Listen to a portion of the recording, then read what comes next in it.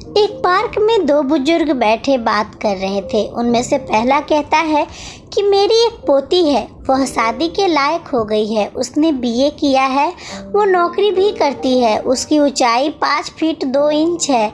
अगर आपकी नज़र में कोई लायक लड़का हो तो मुझे बताना, उन्होंने दूसरे बुजुर्ग से कहा। दूसरे बुजुर्ग ने पहले से पूछा कि आपकी पोती को कैसा परिवार चाहिए, पहले उसके बारे में बताइए।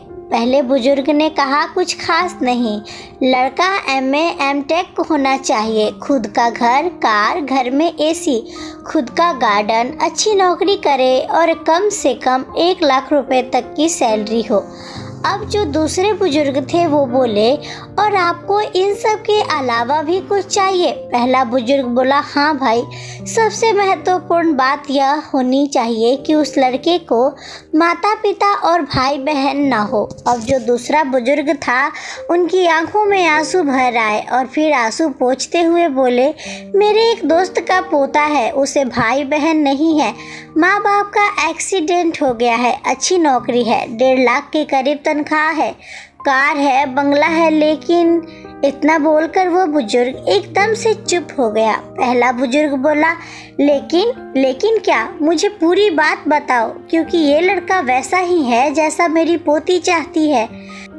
लेकिन लड़के का भी यही डिमांड है कि लड़की की माँ बाप भाई बहन या कोई रिश्तेदार नहीं हो।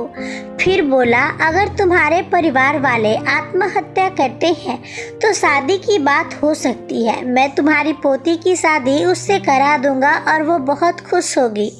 अब पहले वाला जो बुजुर्ग था वो नाराज हो गया कि ये क्या बकवास है, हमारे परिवार को क्यों करना चाहिए सुसाइड, भविष्य में उसके सुख में उसके दुख में कौन साथ देगा, उसको सही या गलत का रास्ता कौन दिखाएगा। अब दूसरा बुजुर्ग बोला, वाह मेरे दोस्त, अपने परिवार की बात आई तो सब साथ चाहिए, और लड़का आपको अनाथों सा चाहिए। सिर्फ बड़ा घर जरूरी नहीं है, बड़े घर में बड़ा परिवार भी चाहिए, नहीं तो इंसान सुख दुख की अहमियत भूल जाएगा, जिंदगी नीरस हो जाएगी।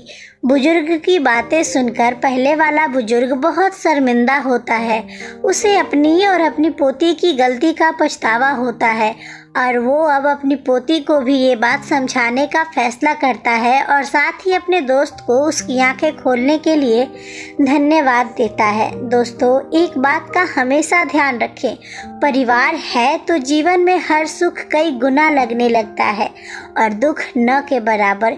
परिवार नहीं तो किससे अपना सुख दुख बांटेंगे, इसलिए जीवन में सबसे पहले और सबसे ज़्यादा अपने परिवार को अहमियत दें।